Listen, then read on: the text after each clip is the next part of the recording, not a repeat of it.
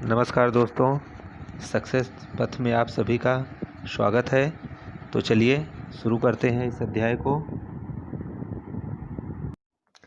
नमस्कार दोस्तों, Indian polity की इस स्पेशल सीरीज़ में आपका स्वागत है, जिसमें हम इंडियन पॉलिटी से जुड़े समस्त अध्यायों को कवर करने का प्रयास करेंगे और लगभग कुछ महीनों में हम कवर कर लेंगे। तो चलिए शुरू करते हैं। तो ब्रिटिश ईस्ट इंडिया कंपनी की स्थापना सन 1600 में होती है और वह 1608 में भारत आती है और यहाँ पर जहांगीर से परमिशन लेती है कि आप हमें व्यापार करने की अनुमति दीजिए। और कुछ ही समय बाद ये अपनी पहली व्यापारिक कोठी सूरत में स्थापित करते हैं और वह व्यापार करने लगते हैं। क्या भारत में ये पहली यूरोपियन कंपनी थी जो भारत में व्यापार कर रही है? नहीं, इसके पहले कुछ और कंपनियां जैसे कि पुर्तगाली 1498 में ही भारत आ चुके थे अपना व्यापार करने के लिए। और डच ईस्ट इंडिया कंपनी की बात करें तो ये 1596 में आए थे। इसके बाद यानी कि तीसरी कंपनी अगर हम देखें, तीसरी यूरोपियन कंपनी जो भारत में ट्रेड करने के उद्देश्य से आई थी वो थी अंग्रेज यानी कि ब्रिटिश ईस्ट इंडिया कंपनी। इसके बाद एक और आती है, वो होती है फ्रेंच ईस्ट इंडिया कंपनी जो कि 1664 में आती है। लेकिन जब यह भारत में आती है तो ऑलरेडी दो यानी कि पुर्तगाली और डच ऑलरेडी भारत में विद्यमान थे।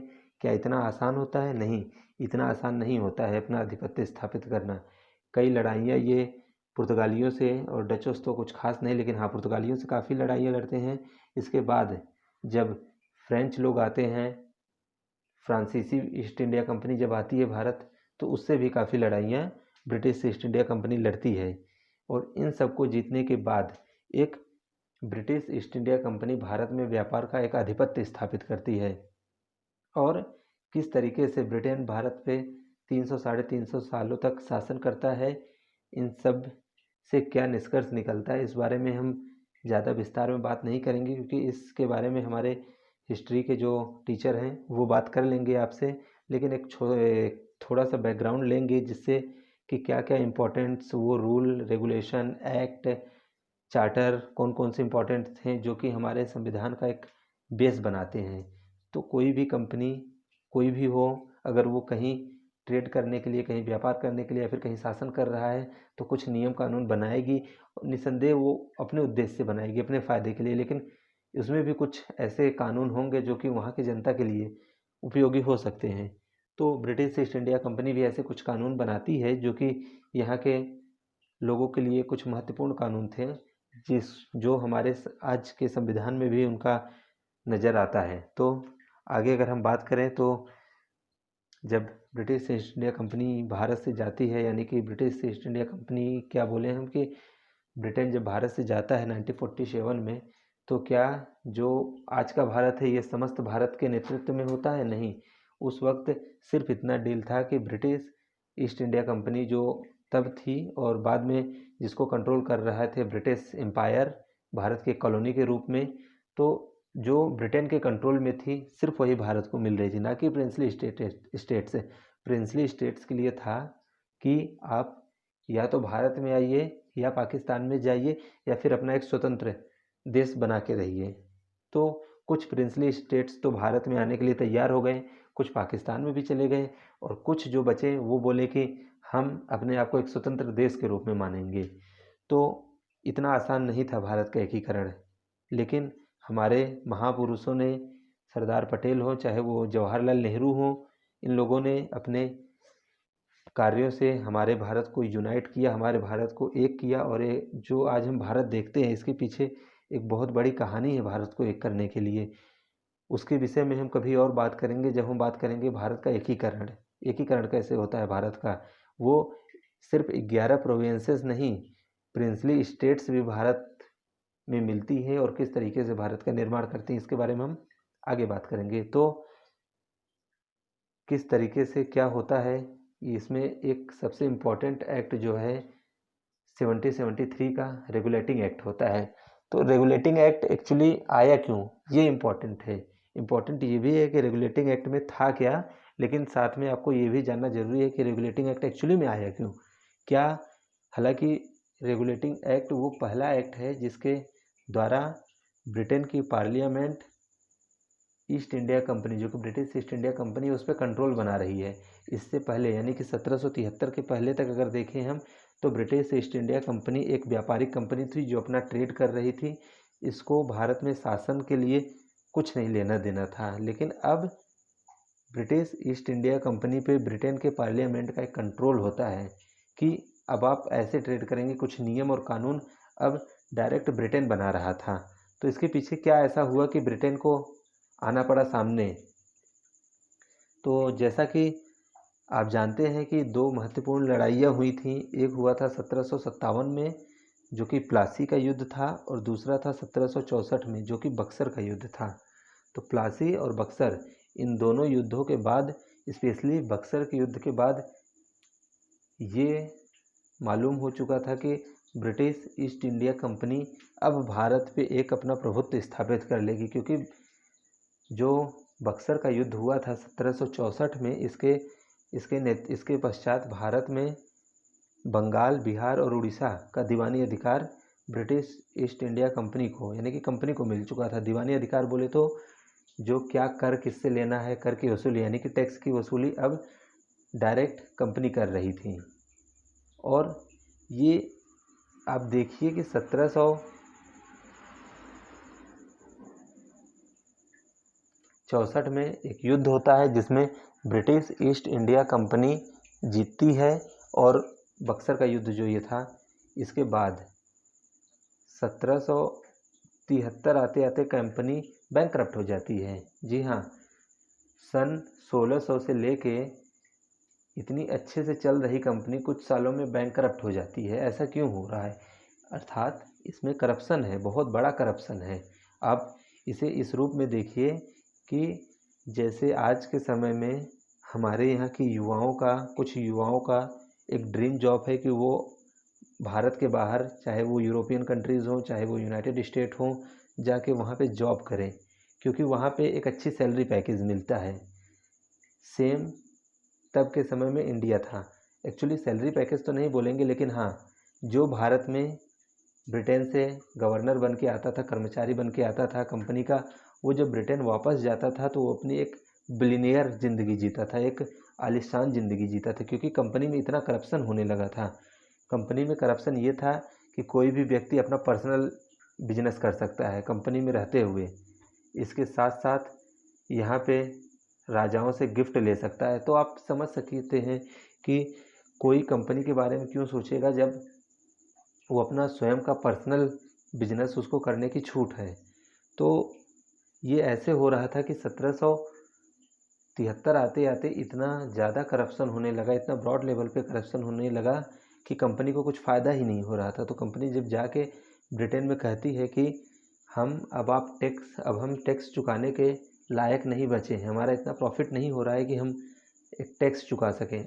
समझ लीजिए आज के समय में विजय माल्या जो आज है, कंपनी तब कर रही थी। यानी कि विजय माल्या का फर्स्ट वर्जन वो कंपनी थी, आज विजय माल्या का ये सेकंड वर्जन है विजय माल्या। तो जैसे विजय माल्या आज हम देख रहे थे कि उनकी एयरलाइन चल रही है, उनकी बहुत सारी कंपनी है, लेकिन जब टैक्स चुकाने की बात आई तो बोलते हैं कि हमारे पास पैसा ही नहीं है। वही हाल यहाँ पे ईस्ट इंडिया कंपनी की हो रही है। व्यापार तो बहुत अच्छे से चल रहा है, लेकिन जब टैक्स चुकाने की बात हो रही है तो कह रहे हैं कि हमारे पास पैसा ही नहीं है। लेकिन क्या ब्रिटेन में रहने वाले सब लोग मूर्ख थे? नहीं, वो लोग मूर्ख नहीं थे। तभी तो उन्होंने बोला कि देखिए, आप हमें मूर्ख मत बनाइए, कितने अच्छे से आप व्यापार कर रहे हैं भारत में, ये हमको पता है। और आप कह रहे हैं कि आपको कोई कमाई नहीं हो रही, कोई प्रॉफिट नहीं हो रहा है, कोई फ़ायदा नहीं हो रहा है। तो कंपनी बोलती है कि ऐसे काम नहीं चलेगा। अब कंट्रोल हम करेंगे आपकी कंपनी पे, यानी कि ईस्ट इंडिया कंपनी पे कंट्रोल अब किसका होगा? ब्रिटेन के पार्लियामेंट का। तो यह पहला ऐसा कदम था, यानी कि 1773 का जो रेगुलेटिंग एक्ट था, ये पहला ऐसा कदम था ब्रिटेन के द्वारा कि जिस पे कंपनी पे अब सीधे ब्रिटेन के पार्लियामेंट या फिर ब्रिटेन के क्राउन का शासन चल रहा था। शासन तो नहीं बोलेंगे, लेकिन हाँ, कंट्रोल ज़रूर हो रहा था। तो इसी क्रम में हम जब आगे बढ़ते हैं तो देख सकते हैं कि ये पहला स्टेप था। इसके बाद भी और कुछ किए गए ताकि कुछ यहाँ पे भ्रष्टाचार जो है वो कम हो सके। तो उसमें एक महत्वपूर्ण एक काम ये भी था कि केंद्रीय प्रशासन की नींव पड़ती है। तो इसी 1773 के रेगुलेटिंग एक्ट के द्वारा भारत में केंद्रीय प्रशासन की नींव पड़ती है। तो आप पूछेंगे कि ये केंद्रीय प्रशासन क्या है। एक्चुअली इसके पहले भारत में जैसे कि मद्रास, बम्बई और कलकत्ता, इन तीनों में अलग अलग शासन चलता था। इनके गवर्नर अलग अलग थे, इनसे आपस में कुछ खास लेना देना नहीं रहता था। लेकिन 1773 के एक्ट ने क्या किया कि जो बंगाल का गवर्नर है उसे गवर्नर जनरल बना दिया गया। बंगाल का गवर्नर जनरल अब बम्बई और मद्रास के गवर्नर का नेतृत्व करेगा। अर्थात ये दोनों यानी कि मद्रास और बम्बई के जो गवर्नर हैं वो सीधे अपनी रिपोर्ट सौंपेंगे किसे? गवर्नर जनरल ऑफ बंगाल को। पहला तो ये सबसे बड़ा सुधार किया गया।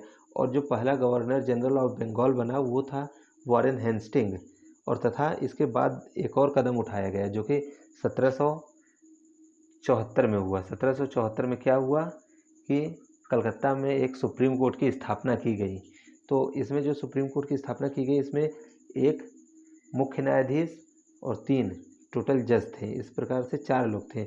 और जिस तरीके से आप पहले देख रहे थे कि मैंने आपको पहले ही बता दिया था यहाँ पे कि जो ये ट्रेड कर रहे थे तो इसमें इनको अपने आप को पर्सनल बिजनेस करने का, पर्सनल जो ट्रेड करने की अनुमति थी। तो अब क्या किया गया कि अब आप किसी भी प्रकार से अपना पर्सनल ट्रेड नहीं करेंगे, ना ही भारत के राजाओं या फिर भारत के किसी भी नवाब से ना आप गिफ्ट लेंगे, ना किसी भी प्रकार का रिश्वत लेंगे। इसके बदले क्या किया गया कि इनकी सैलरी इंक्रीज़ कर दी गई, यानी कि कंपनी में आने वाले कर्मचारियों की सैलरी बढ़ा दी गई। उसके बदले ये कहा गया कि आप भारत के नवाबों, भारत के राजाओं और भारत की प्रजा से ना रिश्वत लेंगे, ना किसी प्रकार का गिफ्ट लेंगे, ना आप अपना पर्सनल व्यापार करेंगे।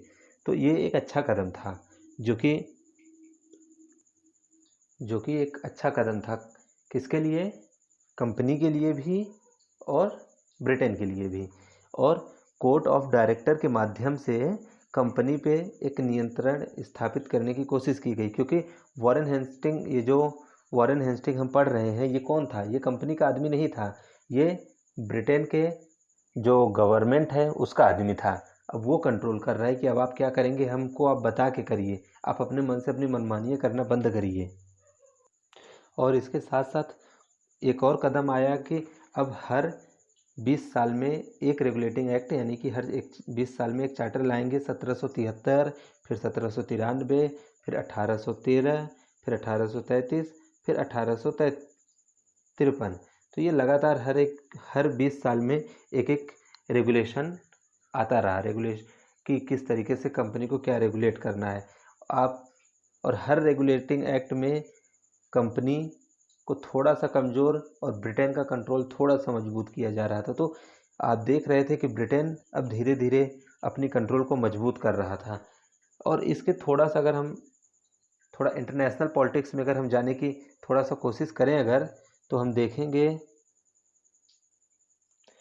देखेंगे कि पहले जिस तरीके से ब्रिटेन का कंट्रोल सिर्फ भारत पे नहीं अमेरिका पर भी था। जी हाँ, अमेरिका भी ब्रिटेन से ही आज़ाद हुआ है, जो कि 4 जुलाई 1776 को आज़ाद हुआ।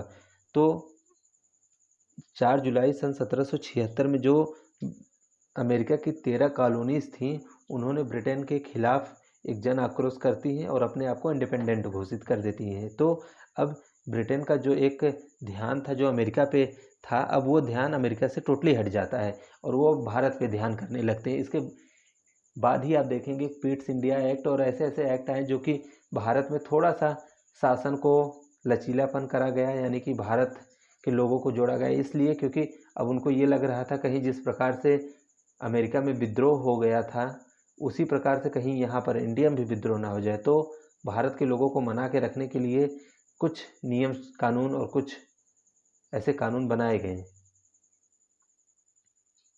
तो उन्हीं सारे कदमों में एक सबसे इम्पोर्टेंट कदम था जो कि ये आता है 1784 में। ये था पिट्स इंडिया एक्ट 1784। जो पिट्स यानी कि पिट्स यहाँ पे एक व्यक्ति का नाम है जो कि इंग्लैंड के प्रधानमंत्री थे। प्रधानमंत्री कौन थे? विलियम पिट्स, उनके नेतृत्व में आता है, तो इसको पिट्स इंडिया एक्ट बोलते हैं। लेकिन 1784 में पिट्स इंडिया एक्ट आने से पहले 1781 में एक और एक्ट आ चुका था जो कि जाना गया था एक्ट ऑफ सेटलमेंट के नाम से।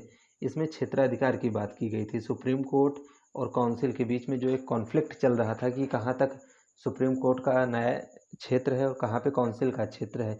तो भारत में इनका उद्देश्य लोगों को न्याय दिलाना तो था नहीं, तो ऑब्वियस सी बात है काउंसिल ज़्यादा स्ट्रांग होगा। तो ऐसा था भी, काउंसिल ज़्यादा स्ट्रांग था कंपेयर टू सुप्रीम कोर्ट के। आप आज के सुप्रीम कोर्ट की पावर से इसको इमेजिन नहीं कर सकते, क्योंकि उस वक्त कंपनी का कोई उद्देश्य नहीं था कि भारत में किसी भी प्रकार से लोगों के बारे में सोचा जाए। वो अपने बारे में सोच रहे थे, अपने ट्रेड के बारे में, अपने व्यापार के बारे में, अपने फ़ायदे के बारे में सोच रहे थे। भारत की जनता से उनका कोई कुछ भी लेना देना नहीं था। हालांकि अगर आज भी अगर आप ब्रिटिशर से पूछेंगे कि आपने भारत में क्यों राज किया, तो बोलेंगे हमने राज थोड़ी ना किया, हमने आपको जीने का एक कला सिखाया। आप पहले बहुत अजीबोगरीब तरीके से रहते थे, हमने आपको जीना सिखाया। वो अपने आप को डिफेंस करते हैं कि हमने आपके देश में ये किया वो किया, लेकिन ऐसा कुछ भी नहीं था। एक्चुअली वो सिर्फ अपना ध्यान ट्रेड पे करना चाहते थे, अपने फ़ायदा खुद लेना चाहते थे, ना कि भारत के लिए कुछ कर रहे थे। तो पिट्स इंडिया एक्ट क्यों आया? पिट्स इंडिया एक्ट इसलिए आया क्योंकि 1773 का जो रेगुलेटिंग एक्ट था उसको कमियों को दूर करने के लिए ये एक्ट आया था। और हालांकि 1781 में जो एक्ट ऑफ सेटलमेंट आया था उसने काफ़ी कमियों को दूर कर दिया था, लेकिन जो बची हुई कमियां थी उसको भी दूर करने के लिए पिट्स इंडिया एक्ट जो कि 1784 में आता है। 84 में इसलिए आता है क्योंकि मैंने आपको पहले ही बता चुका है कि उसके कुछ ही साल पहले यानी कि 1776 में 1776 4 जुलाई को अमेरिका आज़ाद हो चुका था। अब ब्रिटेन को ये लग रहा था कि जिस तरीके से अमेरिका में एक रिवोल्ट हो गया और अमेरिका अपने आप को इंडिपेंडेंट घोषित कर दिया, क्या ऐसा कुछ भारत में हो सकता है? हो सकता है, पॉसिबल है। तो उसको कंट्रोल करने के लिए यहाँ पे पिट्स इंडिया एक्ट आता है। तो इसमें जो सबसे इम्पोर्टेंट चीज़ें की गई, इसमें पहला और सबसे इम्पोर्टेंट चीज़ किया गया कि ये राजनैतिक यानी कि पॉलिटिकल, वाणिज्यिक यानी कि कमर्शियल एक्टिविटीज़ को अलग अलग कर दिए गए। पहले क्या था कि कमर्शियल और पॉलिटिकल जो काम था एक ही जगह पे होता था, अब इन दोनों को अलग कर दिया गया। तो जो व्यापारिक कार्य था यानी कि व्यापारिक कार्यों के लिए निदेशक मंडल का, और फिर उसके बाद राजनीतिक कार्यों के लिए नियंत्रक बोर्ड की स्थापना की गई, यानी कि द्वैध शासन की शुरुआत यहाँ से होती है। और तथा इसके साथ ही ब्रिटिश सरकार को कंपनी के कार्यों पे एक पूर्ण नियंत्रण भी मिल जाता है।